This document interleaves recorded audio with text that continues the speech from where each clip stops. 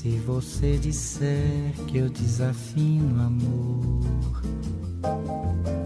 saiba que isto em mim provoca inmensa dor. Bienvenido, buenas noches a Desafinado, martes de 10 a 12 de la noche, pero mientras dure la pandemia va a ir de 9 a 10 de la noche. Quiero recordarles decirles que por cuestiones de contagio, los programas se graban los lunes, se editan y después se pasa al martes. Así que en algún momento voy a hablar de que mañana se cumplen 10 años de la muerte de Néstor Kirchner. No es por un error mío, sino porque esto está grabado el día lunes.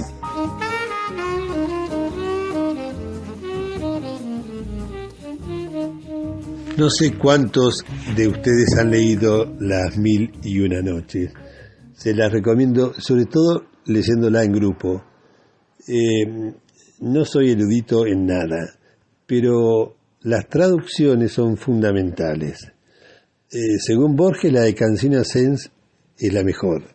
Sea como fuere, hay una anécdota que es realmente un canto contra la pena de muerte, donde, si mal no recuerdo, una mujer enferma que tenía un marido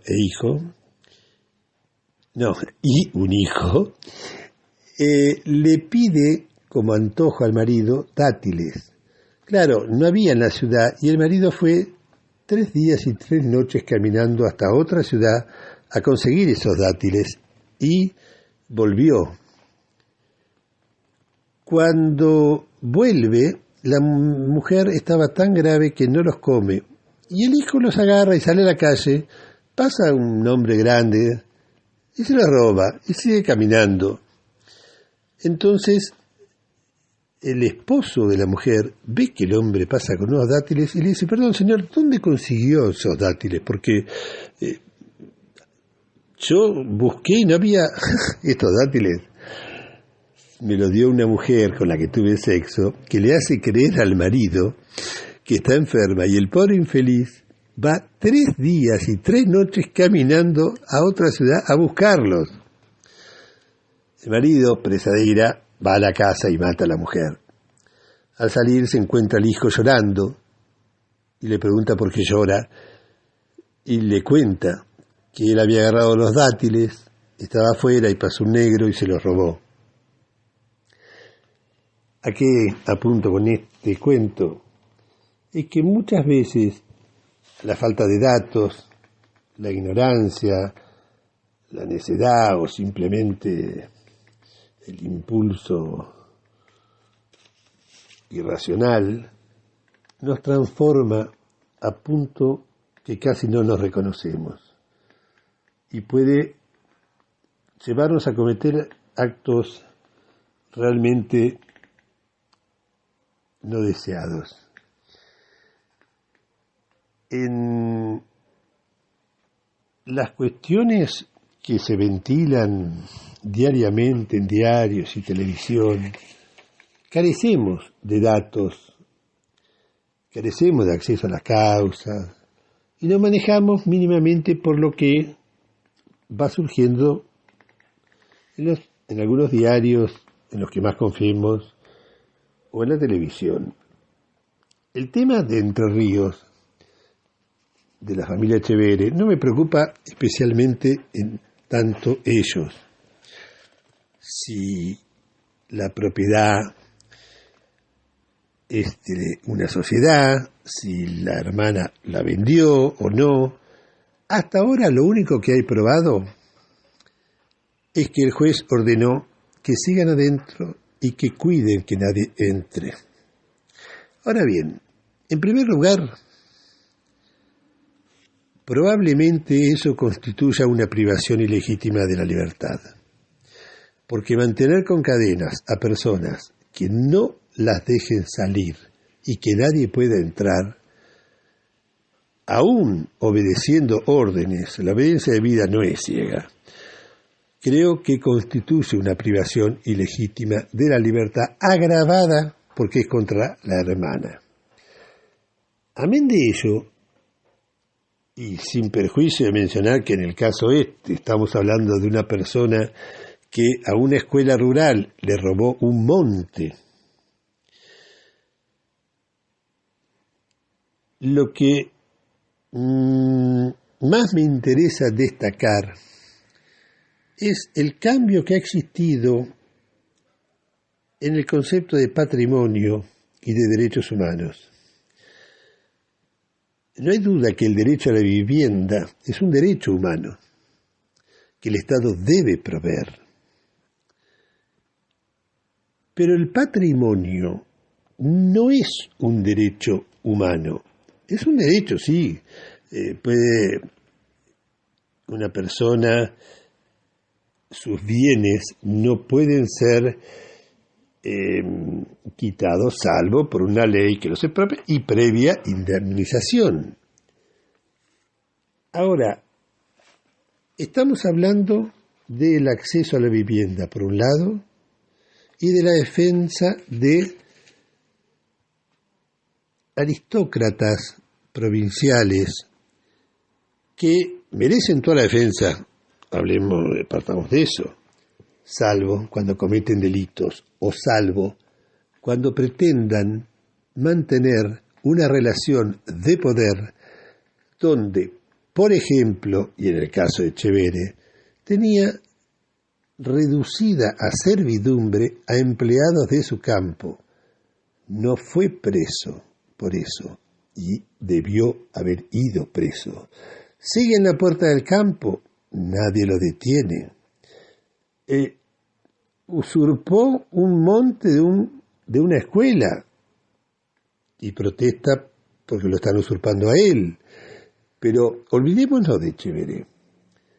La policía que está ahí en la puerta tiene la obligación de impedir que se cometan delitos. Y un delito es la privación ilegítima de la libertad. Ahora, ¿qué ocurre? La aristocracia, no la aristocracia que en algún modo, la griega, la culta, no, la del medioevo, la bruta, la que tenemos en casi todas las provincias del interior, dueñas de grandes tierras, granos, empresas que manejan intendentes, policías, gobernadores, jueces, tienen una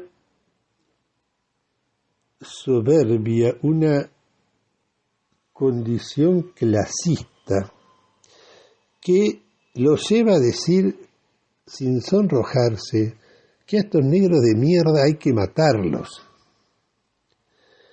Lo que les molesta es precisamente eso, que haya una cooperativa en su lugar, porque en cierta forma puede ser el primer germen de una distribución distinta del poder político, del poder económico.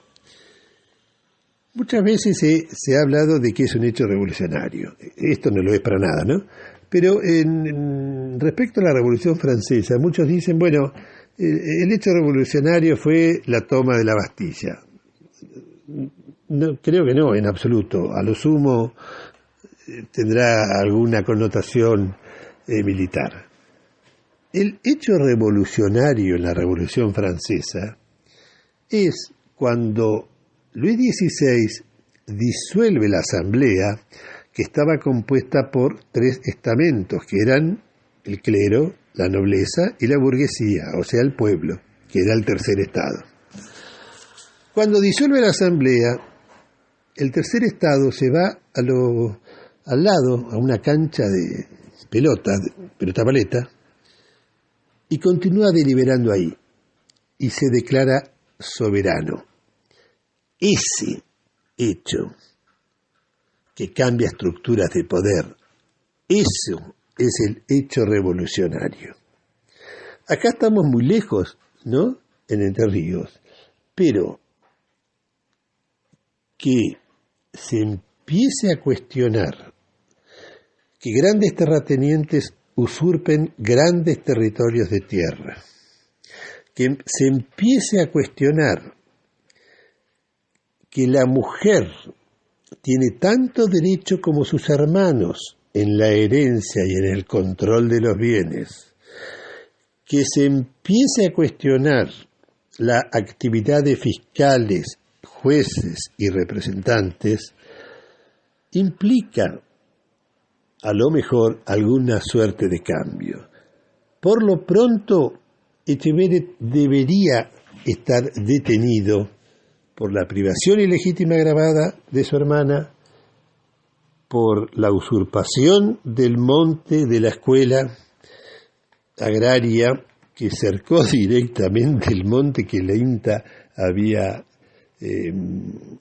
creado y se lo quedó él, y por no cumplir la orden de restricción e irse de ahí, y por el INADI debería también tomar cuenta de las expresiones altamente racistas y fascistas, donde están diciendo sin ningún tipo de problema por teléfono y dando por descontado que su interlocutor comparte lo que dice, que a estos negros de mierda hay que matarlos. Cambiando de tema, para ir a algo que nos pueda no poner más felices, pero que nos haga recordar a alguien digno. Mañana es un aniversario de la muerte de Néstor Kirchner. 10 años. Me acuerdo perfectamente, como si fuera ayer. Yo estaba en la cama y mi madre vino llorando y me despertó. Ella fue al funeral y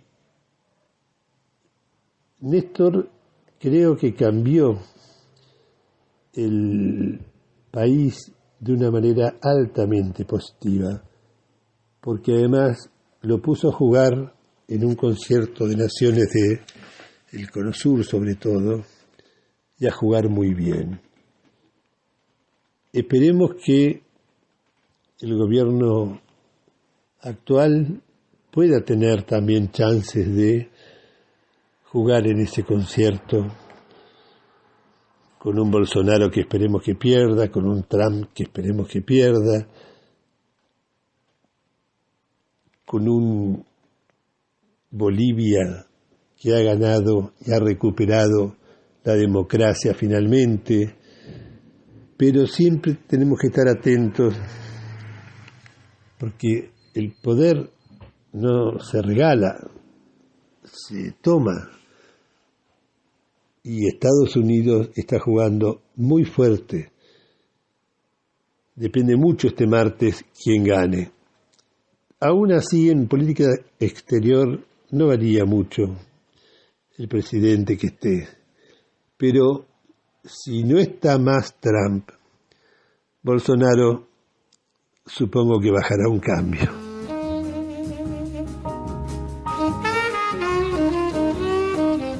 Bueno, y ahora sí vamos a un tema por demás interesante y que renueva cierta esperanza para los que son católicos apostólicos romanos. El Papa Francisco, si bien no acepta el matrimonio igualitario, sí ha mencionado y aceptado la unión civil entre personas del mismo sexo. Esto implica que el ala conservadora vuelva a la carga. Varios exponentes del ala conservadora de la Iglesia alzaron la voz contra el Papa Francisco después que dijo que está a favor de la unión civil entre homosexuales, para que tengan cobertura legal. Y el Papa dijo, son hijos de Dios, tienen derecho a una familia. Ahora, la opinión más relevante quizás es la del cardenal alemán Gerhard Ludwig Müller, nombrado prefecto de la Congregación de la Doctrina de la Fe bajo Benedicto XVI, o sea, lo que antes era la Santa Inquisición, y que permaneció en ese importante cargo hasta 2017. En una entrevista con un diario, Müller asegura que el Papa no está por encima de la palabra de Dios, que creó el ser humano, hombre y mujer, el matrimonio y la familia. Soy cardenal y siempre estaré de parte del Papa, pero no bajo todas las condiciones. No es una lealtad absoluta. La primera lealtad es a la palabra de Dios, continúa Müller. El purpurado critica que en muchos países las uniones civiles son la premisa del matrimonio homosexual y dice que los fieles están molestos porque las palabras del Papa serían el primer paso hacia una justificación de las uniones homosexuales. Bueno, yo les diría que si están molestos es porque los están toqueteando continuamente. ¿Por qué Müller no protesta contra la pedofilia que existe en la Iglesia Católica y que, lejos de ser denunciada y combatida como corresponde, los cambian de lugar, de país o de ciudad simplemente, y continúan con su perversión? Amén de la fortuna que muchos cardenales dentro del Vaticano, con acceso al Banco del Vaticano, están robando. Este Papa Francisco es un franciscano. Los franciscanos tienen un eje que es la toma del poder y el ejercicio de ese poder en aras de sus ideas. Este Papa creo que se ha movido, yo aclaro, siempre estuve en contra de que la Iglesia y el Estado tuvieran relaciones, cada cual debe limitarse a lo suyo. Pero debo reconocer que este Papa ha logrado algo inmenso. Ha logrado empezar a depurar el Vaticano. Ha logrado empezar a depurar a los pedófilos y a los ladrones. Ha logrado, por ejemplo, que Castro lo reciba, que no recibe a nadie, cuando estaba vivo. Logró que Obama y Castro llegaran a un acuerdo. Lo reciben en China, en Rusia. En Bolivia habló de la tierra cuando asumió Evo, de la tierra para todos, del derecho a la tierra. Es un papa con una ideología que para los ultraconservadores es lo suficientemente negativa como para intentar matarlo. Lamentablemente yo creo que hay muchos grupos interesados en matarlos dentro y fuera de la Iglesia Católica. Cuando se hizo el sínodo en Roma, ¿se acuerdan que se hizo uno paralelo? La ultraderecha católica estadounidense lo organizó. Pero palabras más, palabras menos, lo que ha logrado este Papa es volver a darle a la feligresía el derecho a tener una vida sin ser cuestionada por desconocidos, porque en última instancia, ¿quién es un cura para venir a decirte con quién podés acostarte o no? ¿Qué podés hacer o qué no? Ha ido a las favelas, ha recorrido los lugares más humildes y siempre con un proyecto político en mente a desarrollar a largo plazo, como un auténtico jesuita. Es realmente muy valiente lo que ha hecho, no lo suficientemente valiente quizás para quienes piden el matrimonio igualitario. Sí, es correcto, pero no nos olvidemos que es el Papa, no nos olvidemos que a lo largo de hace 50 años reconocieron que Galileo tenía razón. Con lo cual, lo que está haciendo este Papa por ahora merece todo mi respeto. Y espero que tenga éxito en lo que está haciendo. Y hace 2 semanas creo, charlaba con Darío Pignotti y le decía, mira Darío, acordate, este Papa, como buen franciscano, va a empezar a nombrar cardenales papables, o sea, que puedan ser elegidos papas y que voten, menores de 80 años, progresistas. Y los mayores de 80 años, no progresistas. Bueno, de hecho lo hizo esta semana. Un abrazo a quienes son católicos, apostólicos, romanos. Un abrazo en realidad a todas las religiones, a todos los que son religiosos y que están a favor de un encuentro ecuménico, de que cada cual pueda profesar su fe. Voltaire, en el derecho a la tolerancia, dice algo que es fabuloso. En la época de Voltaire, 1753 creo que escribe el derecho a la tolerancia, hacía 200 años que había sido una gran matanza contra los protestantes, o sea, los hugonotes, que los católicos hasta los tiraban desde las ventanas.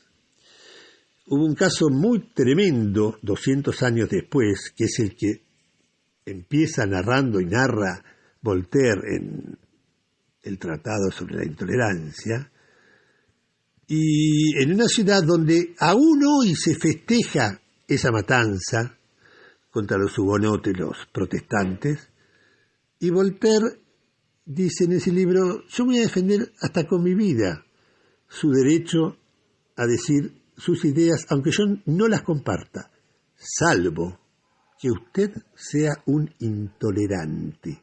En ese caso yo lo mato. Y es correcto, hay que ser tolerante menos con los intolerantes. Un Hitler no merece la tolerancia.